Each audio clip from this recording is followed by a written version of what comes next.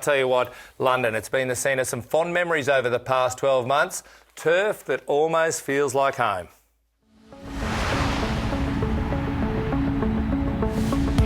Twickenham has been like a second home to the Wallabies.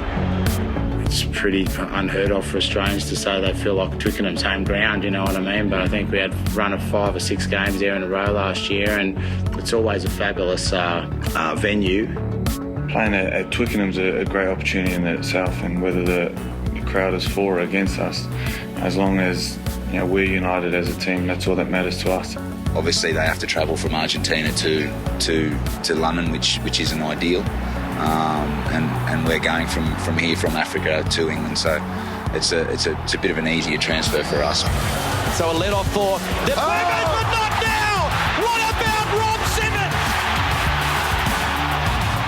It's a great place to play rugby, so you wouldn't miss the opportunity if you had the chance. Not often is it, when you're playing for Australia, like everyone's against us when we're playing overseas, but the crowd can support whoever they want. It's exciting to be able to just, the thought of playing Argentina in England back in the day, you would never have even thought it was, happening unless it was just a friendly game, you know what I mean, or something like that. No, we're happy to play them in the car park. We're really looking forward to it already. What do you think? We're back there after that World Cup. We're in the same hotel where we stayed for the last 4 matches last year. Is that a good thing? Well, I think it has to be a good thing. I mean, Kearnsey, we saw some great performances from the Wallabies over there. They will feel like they know what they're doing. Yeah, incredibly gutsy performances. They got themselves out of some really tight situations. Remember the Scotland game? Argentina was a really, really tough one. Wales and England.